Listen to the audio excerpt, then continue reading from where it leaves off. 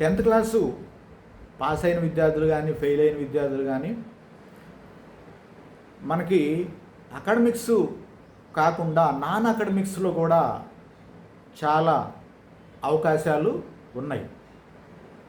ఉదాహరణకి video editing కానీ, లేకపోతే గ్రాఫిక్ డిజైనింగ్ కానీ, అలా లేదంటే మీకు డ్యాన్స్ కానీ, లేకపోతే సింగింగ్ కానీ, లేదా goat farming, dairy farm, agriculture, marketing, sales, ఇలా నాన్ అకాడమిక్స్లో అంటే స్కూల్లో కాలేజీల్లో లేని సబ్జెక్టులు బయట చాలా ఉంటాయి.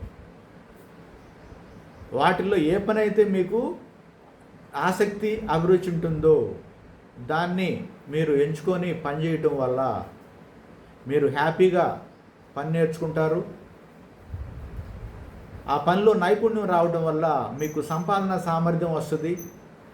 అలా లైఫ్లో సక్సెస్ఫుల్గా ఎదుగుతారు.